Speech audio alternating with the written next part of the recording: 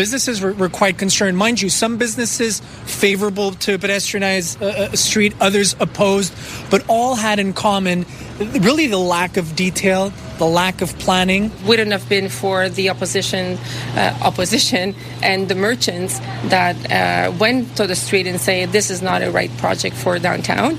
I don't know if this administration would have made that decision. We could have done it better. There's the understatement of the year. That last one, Luc Laboin, who, of course, will be running for mayor come November, taking over from Valérie Plante at Projet Montréal. Before that, Soraya Martinez-Ferrada, who will also be running for mayor for Ensemble Montréal. And before that, Glenn Castanera from the Downtown Merchants Association. All this to do with the city's walking back its original plan to pedestrianize parts of Ste-Catherine Street from about St. Mark all the way up to Guy, if I have that right. The plan, which goes back to November, and I remember we talked about this on the show when it first came out, and people were like, are you kidding me? Do you know what you're doing here? Do you know that there are businesses on that street? There are people there who, if you just get rid of all the or all the cars, rather, and just stick up benches, you're basically just asking for trouble. And the city was, no. We're sure we're doing this because this is what people told us they want. Yeah, well, that was then. This is now. One of those business owners is Federico Sanchez, who's Communications and Hospitality Director at Pois Penché. And he is on the line. Fedi, thanks for being here.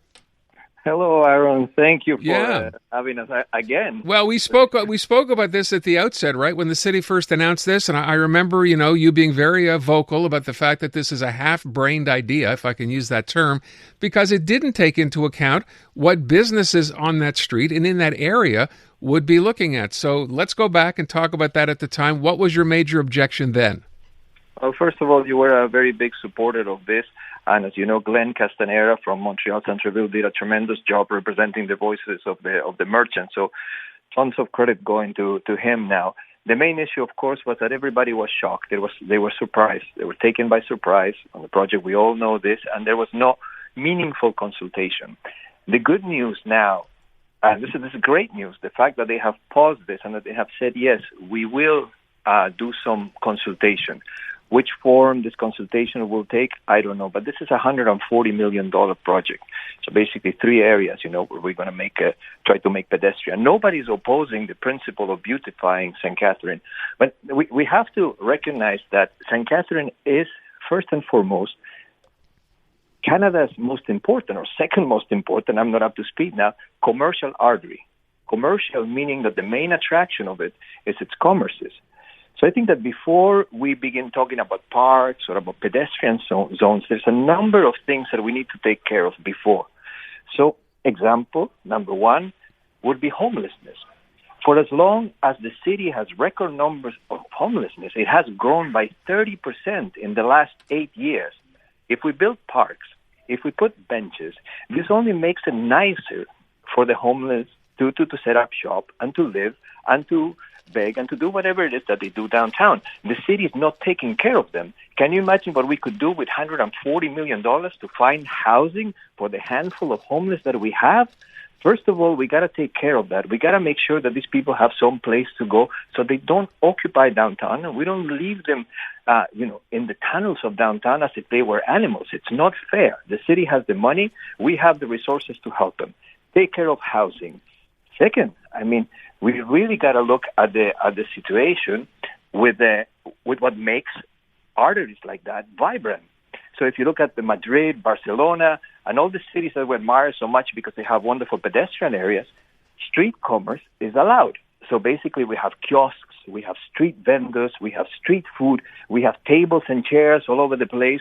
So all these things are allowed and permitted, and they bring life into an urban street.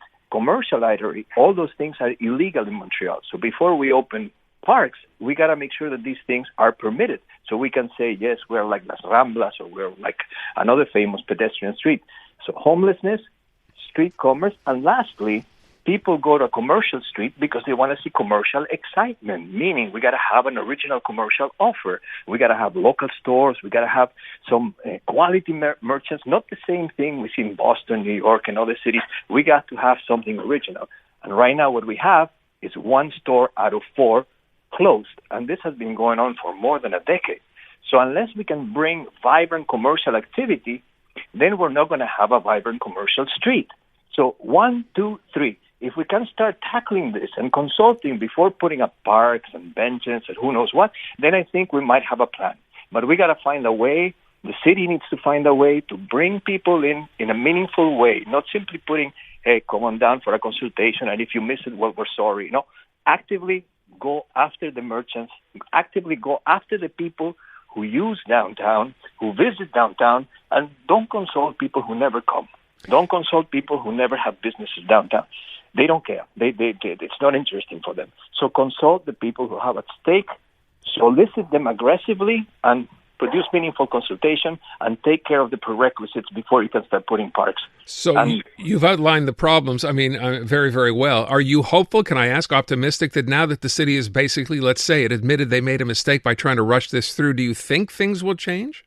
I'm hopeful because we have good voices, and I'm telling you, again, I'm very impressed with the work that Glenn Castanera has been doing, and I think for as long as we have people like Glenn and other people representing us at a high level, I am hopeful, for sure. I will mention, by the way, I heard Glenn, maybe in one of the TV reports I saw, talking about the fact, when the city introduced this and now that they're going back on that original decision and finally listening to what people have to say who have a vested interest in what's going to happen, did I hear right that 80% of these sorts of ideas, these pedestrianizing of streets, have been failures around the world?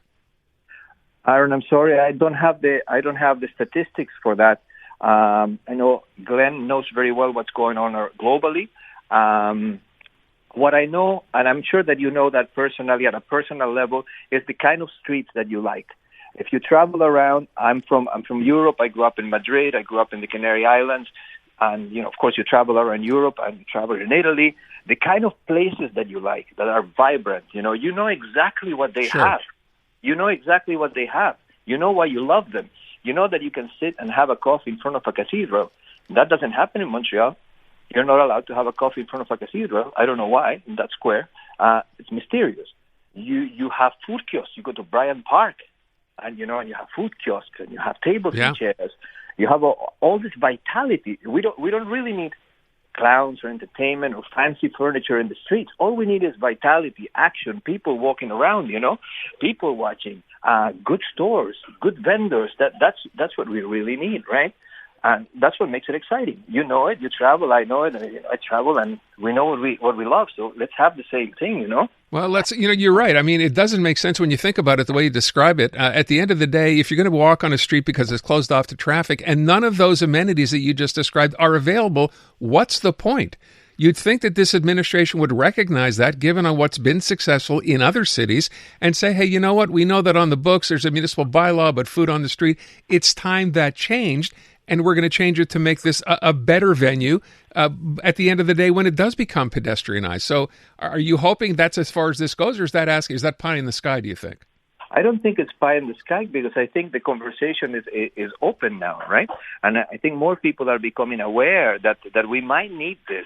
And we saw it in Square Phillips, for example, when Montreal Centreville fought to have those tables and chairs. It sounds like nothing. But it makes a big difference because we know that if we put benches and parks, this is fixed furniture, it tends to it doesn't attract vitality. But the moment you put tables and chairs, all of a sudden you have life. And look at New York. How do they make streets pedestrian? How is Times Square pedestrian? They take a bunch of rocks, a couple of boulders, they block a street, and they put tables and chairs. That's all. Not much, not asking for a whole lot. Listen, I hope it does work out.